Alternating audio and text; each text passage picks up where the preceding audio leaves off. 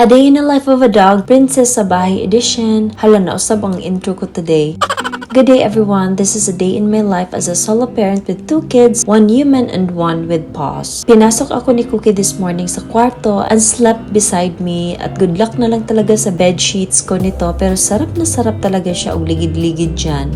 She usually sleeps with Jeff sa room nila with her bed but she's extra sweet today and clingy sa akin maybe because she knows that I wasn't feeling well. Today is my day off at nilagnat pa ako kagabi pero the past few days I wasn't really feeling well na. But as a solo parent, I had to still prepare meal for my son at nagkuri-kuri ng konti sa bahay pero most of the time pahinga lang talaga ako today. Nagprepare ako ng breakfast namin ni Jeff na pancake with Nutella and banana at wala akong presence of mind kaya hagoy na pagod naman eh.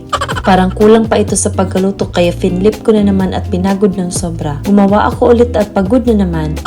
Hi, kumusta na lang talaga? I started my day very imperfect pero okay lang yan. May mga days talaga nalutang tayo. That's why a little pause is important. Hindi ako usually nagbe-breakfast pero dahil rest day ngayon, nag-breakfast na lang ako.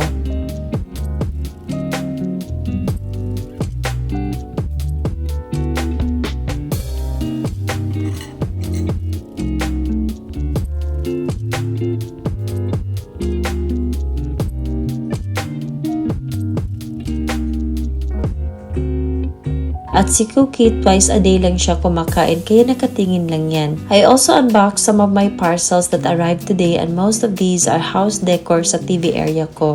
Nagkukutan ako nito mga design and I will just post the link in the comment section for these. This diffuser bottle ay manipis siya at madaling mabasag at very lightweight kaya it's best to handle it with care.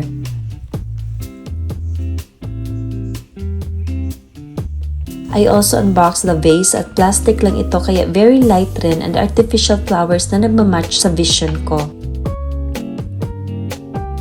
I just arranged everything there and nag-refill ako ng weed diffuser at bangong-bango nga ako rito in a scent of Shangri-La naman to.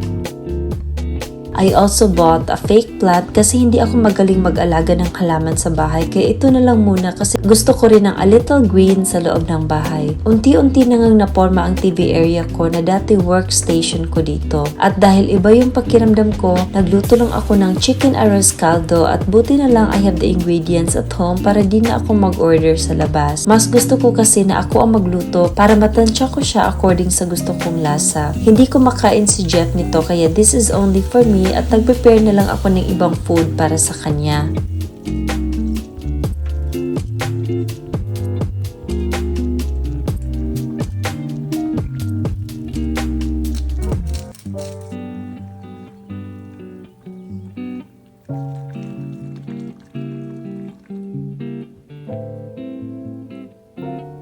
May natira pa namang ulam kagabi kaya yun na lang ang pinanghalian niya and I also fried some chicken tenders and prepared the boiled eggs. Lunch is ready at naubos ko talaga ang niluto kong chicken arroz caldo at parang gumaan yung pakiramdam ko after.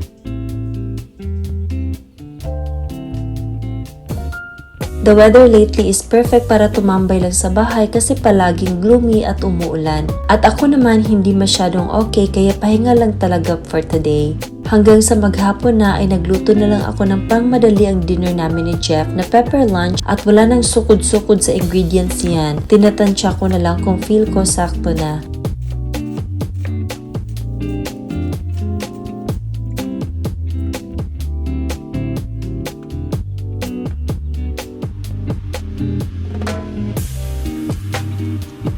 Madali lang talaga itong lutuin at kapag nagluluto ako nito, marami talagang kinakain si Jeff.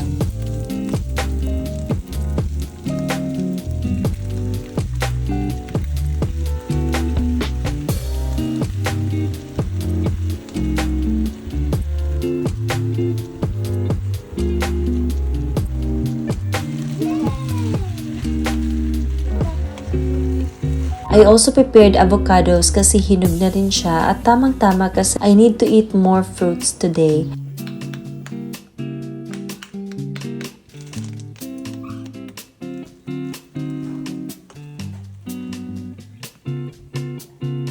Pagkatapos nga na maubos ng hinanda ko ay nag-ask pa siya ng refill at inubos nga niya lahat ng niluto ko. Si Cookie naman may iba na yung pagkain na hinanda ko na kaya most of the time hindi kami magkatulad ng kinakain kasi yung ibang ulam namin is not good for her. Pagkatapos namin kumain ay saka pa ako naligo at pag-akyat ko nga sa taas ay nakita ko si Cookie na nagmuni-muni sa bintana. Hindi kasi siya nakalabas today kasi umulan kanina so buong araw lang siya nasa bahay at hindi nakapag-walking. I just had my skincare routine at may mga nag-ask nga ring night skincare routine ko pero I will do a separate vlog on that na lang. Naka-receive nga pala ako ng flowers from Alex today at tamang-tama kasi matagal na rin na hindi ko na-replace ng flower ang base ko. Na-appreciate ko talaga ang mga surprise at simple gestures like giving flowers on random days kaya masayang-masaya ako na nakatanggap nito. Noon kasi nabigyan ako ng flowers pero ako naman ang nagbabayad kaya naniniwala talaga ako sa kasabihang if a Pinoy is not treating you right, a guy in Europe will. Charing lang. Iba-iba naman tayo ng choices kaya don't mind my advice. Magpaka-martyr ka kung gusto mo. Charing lang. Iba talaga ang saltik pag may dinaramdam. At dahil rest day today, routine na namin ni Jeff na mag-movie night so nag-prepare lang ako and ordered some snacks online na fries and nuggets. Nag-Netflix and chill lang kami sa gabi and I agree talaga sa ibang comments na mas maigi na maging solo parent if that helps your mental health kesa magkaroon ka ng partner na sakit lang sa ulo. Pero ang dami ko naman hugot today. Basta for me lang ha, protect your peace and mental health lang jud. Basta oy, it's all up to you. Basta this is where I'm happy now with my dog and my son with me chilling in my cozy little home. This is an imperfect life but it's a beautiful one. And thank you so much for watching. Bye!